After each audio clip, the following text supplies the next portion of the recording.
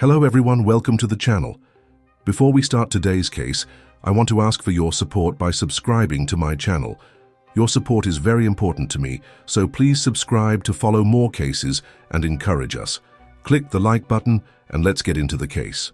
Michael Callahan squinted against the morning sun as it sparkled across the cerulean waters of the Pacific. At 45, he'd been sailing for more than half his life, but the ocean's beauty never ceased to amaze him. His 34-foot sailboat, the Serendipity, cut through the waves with practiced ease as he adjusted the mainsail to capture the freshening breeze. This solo trip around the Hawaiian Islands had been planned for years, a celebration of his recent divorce and a chance to reconnect with his first love, the sea. 3 days into his journey, Michael had settled into a comfortable routine. Mornings were spent navigating and maintaining the boat, afternoons dedicated to fishing or reading, and evenings passed with a modest dinner as he charted his course for the following day. His weathered hands moved with confidence across the helm, the gold of his college ring. University of California, San Diego, class of pt.2, catching the light as he made minor adjustments to his heading. The marine weather forecast had mentioned a storm system developing northwest of the islands, but it wasn't expected to impact his planned route between Oahu and Maui for at least another day. Still, Michael had been sailing long enough to respect the ocean's unpredictability. He'd packed extra supplies, secured additional fuel, and stored his emergency beacon in his pocket rather than its usual place in the cabin.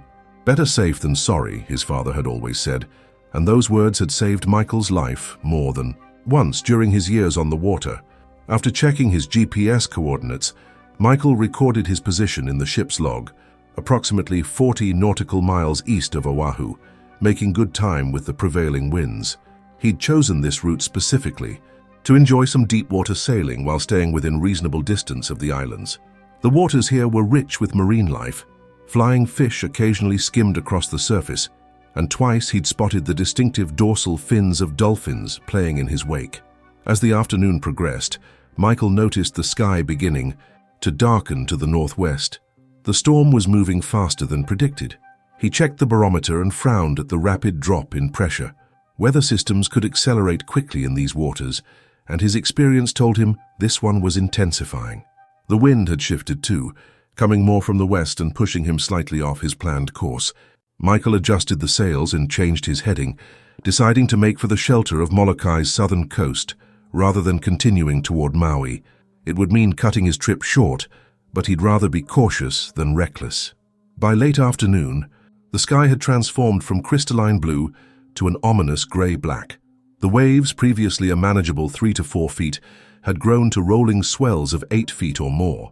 Wind gusted across the deck at 30 knots, forcing Michael to reduce sail and switch on his auxiliary engine for additional power and control. Rain began to pelt the boat in sharp, stinging sheets that reduced visibility to barely 100 yards. Michael secured everything above and below deck, then donned his foul-weather gear and safety harness, clipping himself to the boat's jackline, a safety line running the length of the vessel. "Just you and me now, old girl," he muttered, to the Serendipity, as she crested a particularly large wave and crashed down the other side, sending spray cascading over the bow.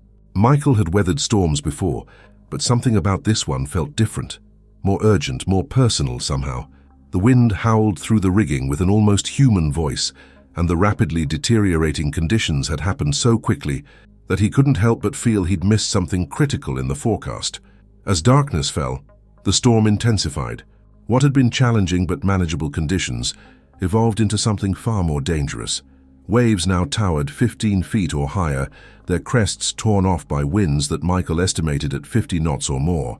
The Serendipity, though well-built and seaworthy, groaned under the assault. Navigating by instruments alone in the pitch-black night, Michael struggled to keep the boat headed into the waves, knowing that if they caught him broadside, the risk of capsizing would increase dramatically. A massive wave, larger than the others, loomed out of the darkness. Michael had just a moment to register its size before it crashed over the bow with terrifying force. The impact threw him across the cockpit, his safety harness the only thing keeping him from being swept overboard. Water filled the cockpit to knee-height before draining through the scuppers. The boat's motion changed, becoming sluggish and less responsive. Something had broken. Perhaps the rudder had been damaged, or worse. Michael fought to regain control, but the Serendipity no longer answered properly to the helm. Another wave struck, and he heard the sickening crack of breaking wood and fiberglass. The mainmast swayed unnaturally, its support lines compromised. Before he could react, a third wave hit from the starboard quarter. The boat heeled violently, and Michael felt himself lifted off his feet as the world turned upside down. The safety harness, which had saved him moments before, now worked against him.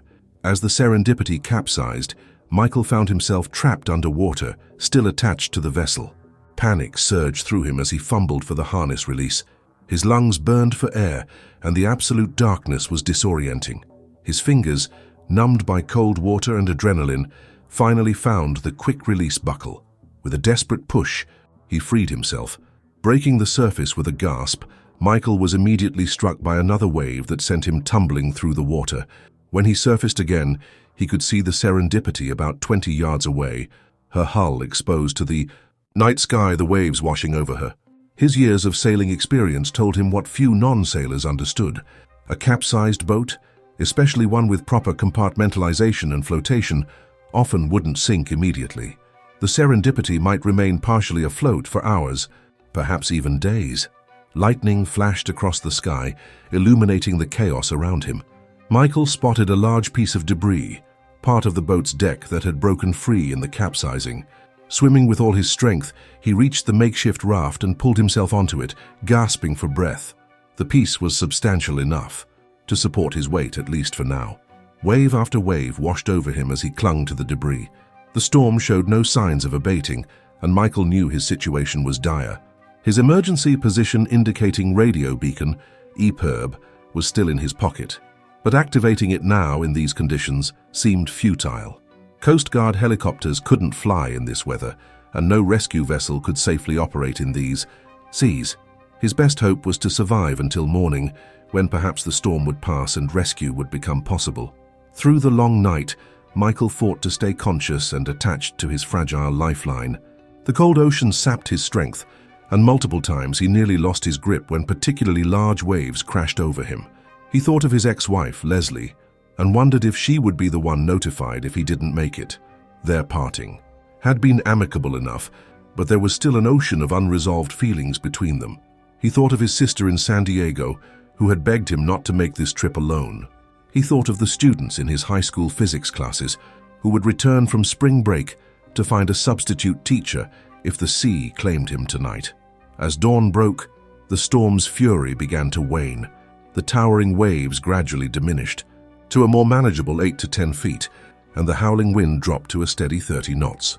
Though still dangerous, the conditions had improved enough that Michael could take stock of his situation. His makeshift raft, approximately 6 feet by 4 feet of fiberglass and wood, had held together through the night. The Serendipity was nowhere to be seen. Either she had sunk or the currents had carried her away from him. Michael took inventory of what he had. His foul weather gear had protected him somewhat from hypothermia, though he was still dangerously cold. The pt.2 remained in his pocket, along with a folding knife. His watch, a waterproof diving model, told him he'd been in the water for nearly 12 hours. No other supplies, no fresh water, no flares. He was alive, but his situation remained precarious. The rising sun brought much-needed warmth, but it also brought clarity about his predicament. Michael estimated he was at least 30 nautical miles from the nearest land, possibly more given how the storm had pushed him through the night. The prevailing currents in this area generally moved east to west, which would carry him further from the Hawaiian Islands, not toward them. Activating the pt.2 was now his best option. With shaking hands, Michael pulled the device from his pocket. The pt.2 was designed to be waterproof and buoyant, with a battery life of 48 hours once activated. It would transmit his position to search and rescue satellites, which would relay the information to the nearest Coast Guard station. He flipped the protective cover and pressed the activation button, watching with relief as the indicator light began to flash. Now all he could do was wait and conserve his strength. The sun climbed higher, its heat both blessing and curse. While it warmed his chilled body, it also accelerated dehydration. Michael knew that without fresh water, he had perhaps 3 days before dehydration became life-threatening, less if the sun and heat were particularly intense. He tore a strip of fabric from his shirt and soaked it in seawater, then draped it over his head for some protection from the direct sunlight. Hours passed with agonizing slowness. Michael alternated between scanning the horizon for ships or aircraft and closing his eyes to conserve energy. Twice he thought he spotted sails in the distance, but they turned out to be whitecaps or tricks of the light on the water. His throat grew increasingly parched, and hunger gnawed at his stomach. To distract himself, he recited poetry he'd memorized in college, solved physics equations in his head, and told himself stories about what he'd do when, not if, but when, he made it back to shore. Late in the afternoon, as Michael was beginning to worry about surviving another night on the open ocean, he noticed a change in the water around his makeshift raft. A school of small fish darted beneath him, their silver bodies flashing in the sunlight. At first, he took this as a positive sign. Where there was life, there might be a reef or land nearby. But a deeper instinct, one born from years on the water, sent a chill down his spine that had nothing to do with his wet clothes or exposure. Something had disturbed those fish, something that made them flee in panic. Michael scanned the water more carefully now, looking not just at the horizon, but at the area immediately surrounding his raft. The ocean had calmed significantly since morning, with waves now just 2 to 3 feet.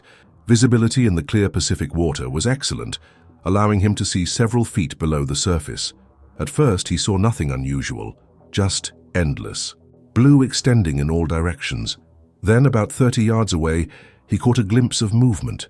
A dark shape glided just below the surface, moving with the effortless grace that only comes from evolutionary perfection. The distinctive shape of a dorsal fin broke the water momentarily, before disappearing again. Michael's breath caught in his throat.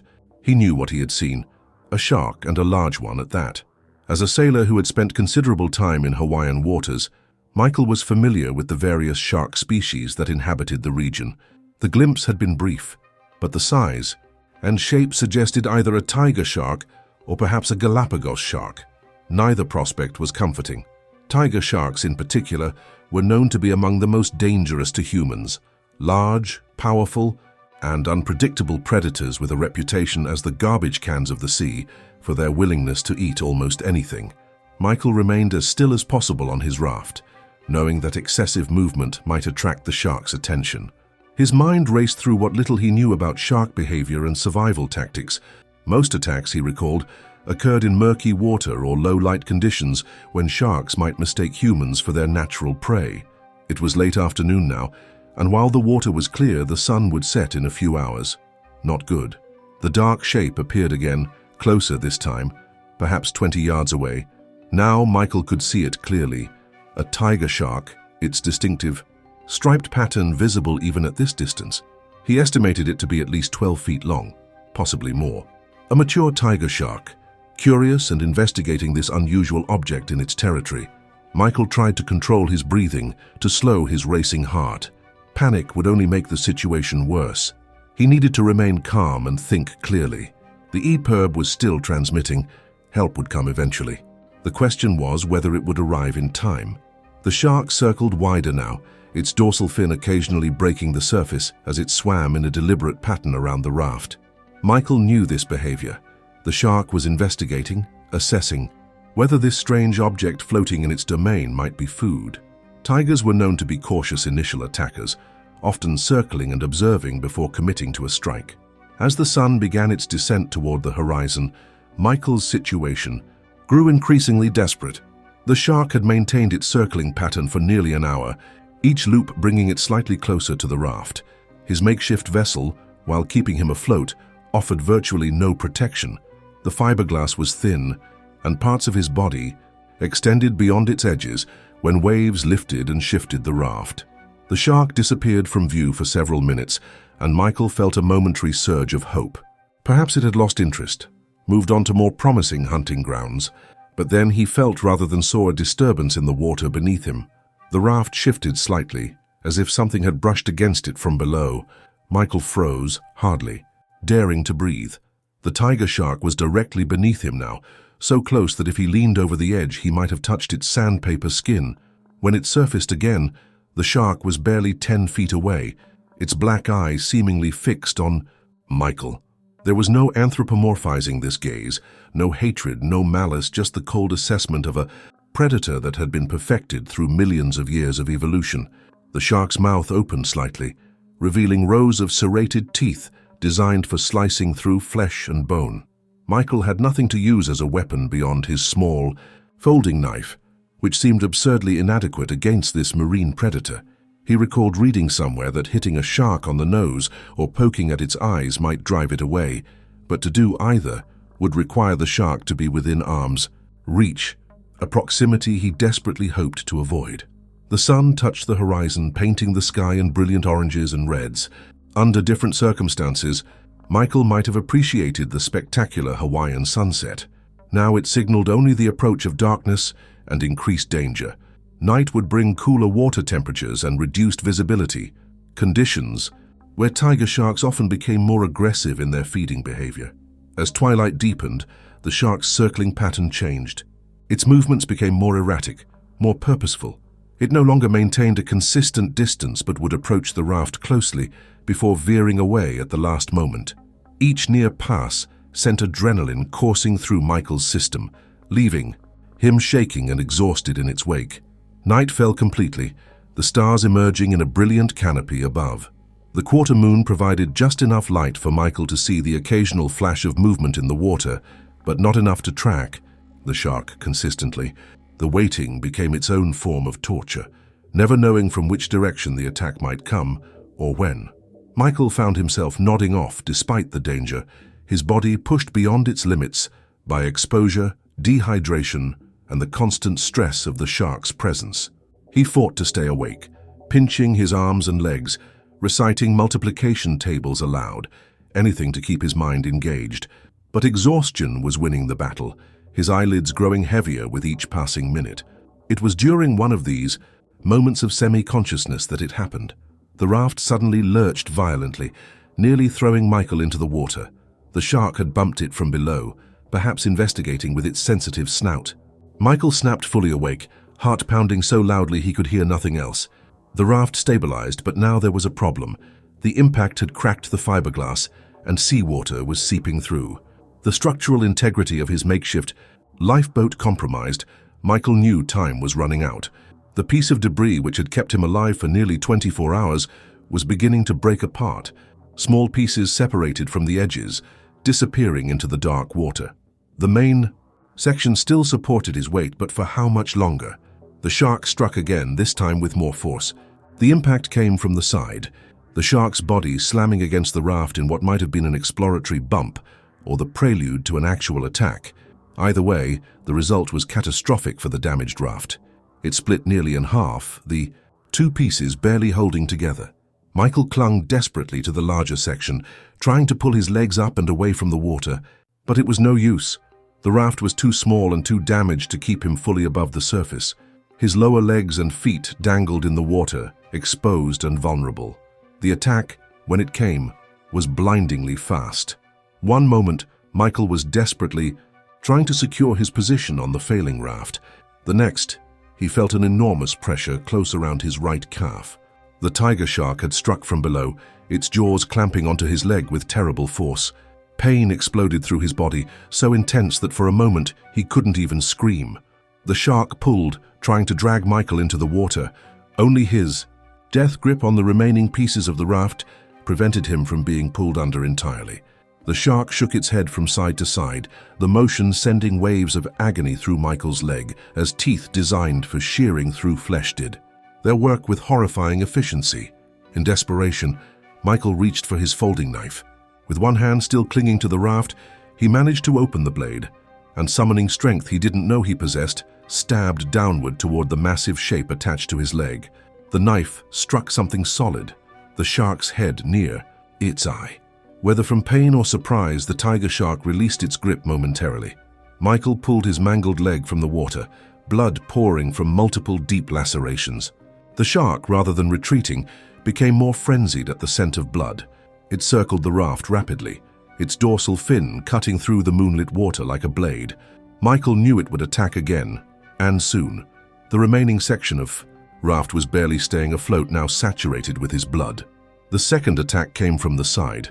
The tiger shark rammed the raft with its head, the impact finally breaking the debris into pieces too small to support Michael's weight. He found himself fully in the water, the scattered fragments of fiberglass and wood floating uselessly around him.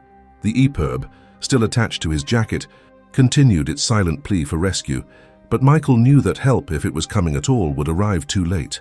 The shark circled him tightly now, its massive body occasionally brushing against him in the water. Michael tried to maintain his position, turning to face the predator whenever it approached, knife still clutched in his hand. His injured leg trailed blood, creating a diffuse cloud in the water that he knew would only make the shark more aggressive. When the third attack came, Michael was ready as anyone could be in such a situation. As the shark charged, he lashed out with the knife, aiming for the eyes or gills. The blade connected, slicing along the shark's snout, but the damage was superficial, barely registering against the animal's tough hide. The shark veered at the last moment, its body slamming into Michael rather than its jaws finding purchase. The impact knocked the air from his lungs and sent him tumbling through the water. When he oriented himself again, the knife was gone, lost in the confusion of the attack. Michael was now truly defenseless, floating in open water with a predator that outweighed him by thousands of pounds. In that moment, facing what he believed would be his death, Michael experienced a strange clarity. He thought of all the things he wished he'd done differently in life, reconciling with his father before he passed, having children, perhaps even working harder to save his marriage to Leslie. He thought about how his body would likely never be recovered, how his students and sister would wonder what exactly had happened to him out here in the vastness of the Pacific. The shark approached again, more cautiously this time. It swam in a tight circle around Michael, as if assessing the situation anew. Michael tried to keep rotating in the water, keeping the predator in view as much as possible. His injured leg had gone numb, which he knew was a bad sign but couldn't bring himself to care about in the face of more immediate dangers. The tiger shark suddenly accelerated, charging directly at Michael from about 20 feet away. He had just enough time to take a deep breath before the massive animal struck him. But rather than feeling the expected tearing of teeth, Michael felt the shark's rough skin scrape along his side as it passed. The shark had conducted what marine biologists call a bump, testing its potential prey without committing to a full attack. Before Michael could process what had happened, the shark was circling again, this time more rapidly. The next pass would likely be the actual attack. He braced himself, wondering if the end would come quickly or if he would remain conscious as the predator tore him apart. The sound reached him faintly at first, barely perceptible over the gentle lapping of waves and the rushing of blood in his ears, a mechanical thrumming growing steadily louder, helicopter rotors, the distinct sound pattern of a Coast Guard MH-65 Dolphin, if his memory of maritime rescue craft was correct. The shark either heard or sensed the disturbance as well. It broke its circling pattern, moving away from Michael before turning back to make one final approach. This would be it, a race between rescue and predator. The helicopter was close now, its searchlights sweeping the dark ocean surface. But the shark was closer, just yards away and closing fast. Michael waved his arms frantically, trying to catch the attention of the searchlight. The beam swept past him, then jerked back, locking onto his position. The shark, perhaps startled by the sudden light, veered off its attack course momentarily. It circled wider, moving just beyond the illuminated area. The helicopter hovered about 100 feet above the water, its downdraft creating ripples across the surface. Over its speakers, a voice issued instructions that Michael couldn't quite make out over the rotor noise. A rescue swimmer appeared in the doorway, preparing to deploy. But the tiger shark had not abandoned its hunt. It circled back, entering the illuminated area with determined purpose. The rescue swimmer hesitated, clearly spotting the massive predator approaching the survivor. The helicopter dipped lower, trying to use the noise and wind from its rotors to drive the shark away. The tactic worked partially. The shark veered off again, but remained nearby, unwilling to fully abandon its potential meal. The rescue swimmer made a decision and dropped into the water about 20 yards from Michael. With powerful strokes, the swimmer, clad in a protective wetsuit, covered the distance quickly. "Coast Guard!" the swimmer shouted as he approached. "I'm going to secure you and we'll lift you out. There's a shark in the area, so we need to move fast." Michael could only nod beyond words at this point. The rescue swimmer attached a harness around Michael's chest and signaled to the helicopter. As they began to rise from the water, Michael caught one last glimpse of the tiger shark. It made a final pass beneath them, close enough that the rescue swimmer kicked out defensively. Then they were clear of the water, being hoisted toward the waiting helicopter door. Inside the aircraft, medical personnel immediately went to work on Michael. They cut away his sodden clothes, wrapped him in thermal blankets, started an IV to address his dehydration, and examined his mangled leg. Through a haze of exhaustion and emerging shock, Michael heard them discussing the severity of the injuries. Multiple deep lacerations, possible tendon and muscle damage, significant blood loss. "You're one lucky son of a gun," the Coast Guard medic told him as they secured him for transport. "Another 30 minutes, and we might not have found you. Your EPIRB signal was intermittent, probably water damage to the unit. We almost gave up on this search pattern." "The shark," Michael managed to croak, his voice barely audible over the helicopter's noise. "Tiger shark, from what I saw. 12, maybe 14 feet.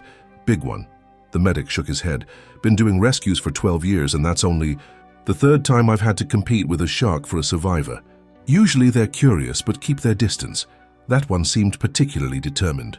As the helicopter banked and headed toward Oahu, Michael drifted in and out of consciousness. The combination of exhaustion, blood loss, dehydration, and the sudden release of tension after his rescue was overwhelming. The last thing he remembered before darkness claimed him completely was the medic radioing ahead to the hospital, describing a severe shark attack victim requiring immediate surgery upon arrival. Michael awakened to the steady beeping of hospital monitors and the antiseptic smell that seems universal to medical facilities worldwide. Sunlight streamed through half-closed blinds, casting striped shadows across the foot of his bed, a pattern that momentarily triggered a flash of panic as it reminded him of the tiger shark's markings. A nurse noticed he was awake and approached the bed. "Welcome back, Mr. Callahan," she said, checking his vital signs and adjusting his IV. "You've been asleep for almost 20 hours. The doctor will want to see you now that you're awake." "My leg?" Michael's voice was a rasp, his throat still raw from salt water and dehydration. The nurse's expression grew more serious. "The doctor will discuss your injuries with you. He should be here shortly. Can I get you some water, or ice chips for now?" Michael nodded, and she helped him sip water through a straw. His body ached everywhere, but the pain in his right leg dominated everything else. He could feel bandages wrapped thickly around his calf, and when he tried to move the leg, sharp pain shot up to his hip. Before he could ask more questions, a doctor entered the room. "Mr. Callahan, I'm Dr. Nakamura. I was the surgeon who worked on your leg when you were brought in yesterday." The doctor, a man in his 50s with salt and pepper hair and wire-rimmed glasses, checked Michael's chart before continuing. "You're very lucky to be alive. Between the exposure, dehydration, and blood loss from the shark attack, it was touch and go for a while." "How bad is my leg?" Michael asked, bracing himself for the answer. Dr. Nakamura pulled up a chair and sat next to the bed. "I won't sugarcoat it. The tiger shark's teeth caused significant damage. You have multiple deep lacerations, primarily on the calf and ankle. Several muscles were partially severed, and there was damage to the peroneal tendons. We repaired what we could, but you're going to need extensive physical therapy." "Will I walk again?" "Yes, though not without a substantial recovery period. You'll likely have a permanent limp, and some activities may be challenging moving forward. Running, for instance, might be difficult, but with dedication to your rehabilitation, you should regain most functionality." Michael absorbed this information silently. A limp and limited activity seemed a small price to pay, considering how close he'd come to losing more than just mobility. "There's something else you should know," Dr. Nakamura continued. "During surgery, we removed 7 shark teeth from your wounds. Tiger shark teeth are designed to break off easily and then regrow. It's part of what makes their bites so damaging. We've preserved the teeth. Some patients like to keep them as, well, mementos, I suppose." Over the next few days, Michael's condition stabilized enough for him to receive visitors. The Coast Guard personnel who had rescued him stopped by, bringing with them the tattered remains of his foul weather jacket with the EPIRB still attached. The device was waterlogged and damaged, but had functioned just long enough to guide them to his location. "Your distress signal was picked up by satellite at approximately 0800 yesterday," Lieutenant Commander Hayes explained. "Given the storm conditions the previous night, we launched a search operation immediately. The signal was weak and inconsistent, which complicated our search pattern. Frankly, sir, finding you was something of a miracle. What about my boat? Michael asked, though he already suspected the answer. We've issued a notice to mariners about the serendipity, but so far there's been no sign of her. Given the storm's intensity and the area where we found you, it's likely she went down. The officer's expression was sympathetic. We can file an official report for your insurance company. Later that day, a detective from the Honolulu Police Department came to take Michael's statement about the incident. Though shark attacks weren't typically police matters, the detective explained that all serious maritime incidents in Hawaiian waters were documented for statistical and safety purposes. We get maybe 4 or 5 shark incidents a year around. The islands, Detective Alana Kealoha told him as she took notes. Most are minor, nips and bumps really. Fatalities are rare, and attacks as severe as yours are uncommon. The information helps us track shark behavior patterns and potentially identify problem areas. Will anything be done about the shark? Michael asked. Detective Kealoha looked up from her notebook. Done? Like what? I don't know. Will someone try to find it, tag it, or remove it? Even as he asked, Michael realized how impractical the question was. The Pacific Ocean was vast, and tiger sharks were highly mobile predators. No, Mr. Callahan. The shark was behaving naturally in its environment. You will forgive me for being blunt. In its territory during a time when conditions made you particularly vulnerable. We don't hunt down sharks for being sharks. She closed her notebook. Your experience will be added to our database, and the information might help issue more specific warnings to mariners and swimmers in that area, but that's the extent of the official response. As Michael's physical condition improved, his mental state fluctuated wildly. Nightmares plagued his sleep, dreams of dark water and circling shadows, of teeth and blood, and the absolute certainty of death. During waking hours, he found himself jumpy and anxious, startling at sudden movements or sounds. The hospital psychologist who visited him explained that these were normal responses to trauma and would likely diminish with time, though perhaps never disappear completely. A week after his rescue, Michael received an unexpected visitor. Leslie, his ex-wife, arrived carrying flowers and a stack of physics journals, a thoughtful reminder of his professional interests. Their divorce had been finalized just 6 months earlier, ending 15 years of marriage that had gradually unraveled under the strain of different life goals and growing emotional distance. Your sister called me, Leslie explained, taking the chair beside his bed. She's flying in tomorrow, but she wanted someone to check on you sooner. She studied his face, noting the sun damage and new lines etched by his ordeal. You look like hell, Mike. Despite everything, Michael laughed. Leslie had never been one to mince words, a quality he'd alternately loved and found exasperating during their marriage. Feel like it too, but I'm alive, which is more than I expected 3 days ago. They talked for nearly an hour, the conversation easier than either of them had anticipated. Leslie had always understood his passion for the sea in a way few others did, though she'd grown increasingly concerned about his solo sailing as he'd taken greater risks over the years. I won't say, I told you so about sailing alone, she said as she prepared to leave. But I did tell you so. Yes, you did, Michael acknowledged with a rueful smile. Multiple times, as I recall. Leslie hesitated at the door. The shark, what was it like? Being in the water with it, I mean. Michael considered the question. Carefully, terrifying obviously, but also, I don't know, pure in a way. It wasn't personal. The shark wasn't angry or vengeful or even hungry in a way we would understand. It was just doing what millions of years of evolution designed it to do. He paused, searching for words to explain the inexplicable. I was in its world, playing by its rules, and I nearly lost. But I can't bring myself to hate or fear it the way you might expect.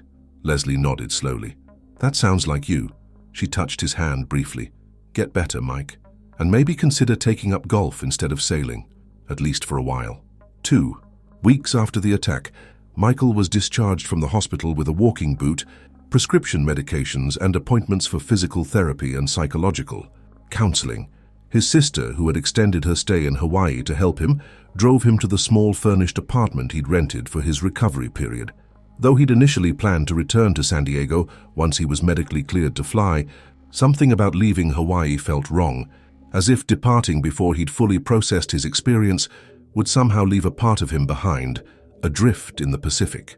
Physical recovery proved challenging but straightforward. 3 times a week, Michael worked with a physical therapist named David, who pushed him through increasingly difficult exercises designed to rebuild strength and flexibility in his damaged leg.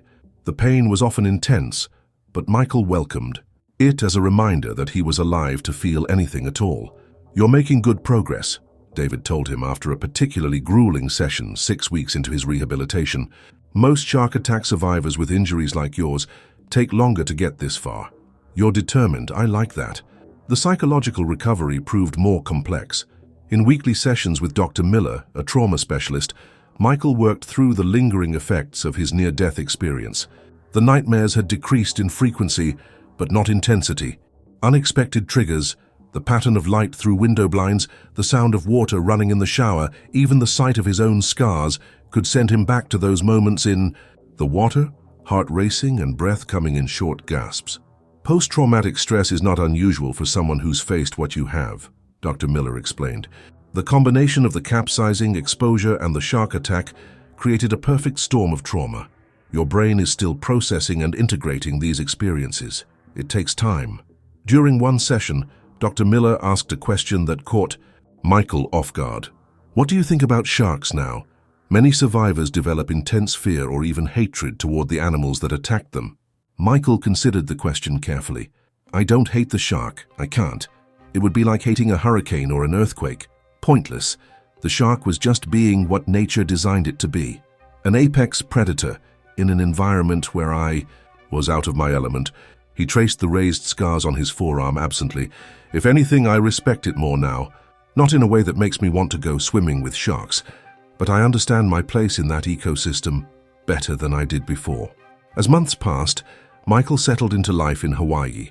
His teaching position at the high school in San Diego had been filled for the remainder of the school year, and rather than return immediately, he accepted a temporary position teaching physics at a community college in Honolulu. The work gave him purpose and routine, while the continuing physical therapy gradually improved his mobility. The pronounced limp diminished to a slight unevenness in his gait, noticeable primarily when he was tired or when weather changes made his healing tissues ache. Occasionally, Michael would be recognized the shark attack guy, as some students called him, and asked to recount his experience. Usually he declined politely, finding that public retellings reopened wounds that were trying to heal. But in private, with close friends or fellow sailors, he would sometimes share selected parts of his story, finding that each telling helped him process and integrate the experience. 6 months after the attack, Michael received a call from a marine biologist at the University of Hawaii who specialized in shark behavior. "Mr. Callahan, my name is Dr. Eleanor Kwan. I've been studying your case as part of my research on tiger shark predatory patterns. Would you be willing to meet and discuss your experience in detail? Your observations could be valuable to our understanding of these animals." Michael agreed, curious about what scientific insight might be gleaned from his ordeal. They met at the university's marine biology department, where Dr. Kwan recorded their conversation and took detailed notes as Michael recounted the circling behavior, the investigative bumps, and finally, the attack itself. "What you're describing is consistent with what we know about tiger shark hunting strategies," Dr. Kwan explained, after listening intently. "The circling, the bumps, the eventual targeted strike at the lower extremities, these are all characteristic behaviors. What's particularly interesting is the shark's persistence despite your defensive actions. Typically, tiger sharks are opportunistic feeders who prefer not to work too hard for a meal. Something about the circumstances, perhaps your injured state, the blood in the water, or the isolated location, made this individual particularly determined." "Could it have been the same shark that attacked me earlier and then returned?" Michael asked, recalling how the predator had disappeared and reappeared throughout his time in the water. Dr. Kwan nodded. "Almost certainly, tiger sharks are known to patrol territories spanning many miles of ocean. Once it identified you as potential prey, it would have maintained interest, especially after the initial taste of blood from the first attack. The rescue came just in time, it seems." Before Michael left, Dr. Kwan asked if she could photograph his scars for research purposes. The images would be included in a database documenting shark bite patterns and characteristics, potentially helping identify individual sharks involved in human encounters based on their distinctive dentition. The 7 teeth removed during your surgery are particularly valuable specimens, she explained, as she carefully photographed the healed wounds on Michael's leg and side. They've already been analyzed and added to our reference collection. Tiger shark teeth are serrated and unique in shape. They're designed to cut through turtle shells and marine mammal blubber, which is why they cause such significant damage to your tissues. Though Michael had initially planned to stay in Hawaii, for only a few months during his recovery, he found himself extending his time indefinitely. The community college position became permanent, and he discovered that teaching physics to diverse students from across the Pacific brought a satisfaction different from his high school teaching experience in San Diego. He joined a local sailing club, though he now preferred crew positions on larger boats rather than solo sailing. On the anniversary of the attack, Michael chartered a boat to take him to the approximate location where he'd been rescued. The day was calm, the ocean a tranquil blue that belied its potential danger. He brought with him a small wooden box containing 6 of the 7 tiger shark teeth removed from his wounds. The 7th he had kept, mounted on a simple silver chain he occasionally wore as a reminder of both his vulnerability and his survival. Standing at the rail of the chartered vessel, Michael opened the box and, after a moment of reflection, scattered the teeth across the water. The gesture wasn't forgiveness. The shark had needed no forgiveness for being what it was. Rather, it was acknowledgement of the power of nature, of his own limitations, of the thin line between life and death. As the boat turned back toward Oahu, Michael thought he glimpsed a dark shape moving beneath the surface, the distinctive form of a large shark gliding effortlessly through its domain. Whether it was the same tiger shark that had nearly claimed his life a year earlier, there was no way to know. The ocean kept its secrets, as it always had. The shape disappeared into deeper water, continuing its ancient patrol of the Pacific, indifferent to the man who watched from above, a man forever changed by his encounter with one of nature's perfect predators. Michael felt no fear as he watched it go, only a profound respect for the natural order that had almost included his death, but had, through chance and human intervention, granted him continued life instead. In the distance, the Hawaiian coastline beckoned, its familiar outline now representing not just beauty but safety, civilization, and the human world to which Michael belonged. The scars on his body would remain forever, visible reminders of his time adrift in the Pacific. But the less visible marks, the changes to his perspective, his understanding of his place in the natural world, his appreciation for the fragility and preciousness of life, those were the true legacy of his encounter with the tiger shark that continued its solitary journey through the endless blue.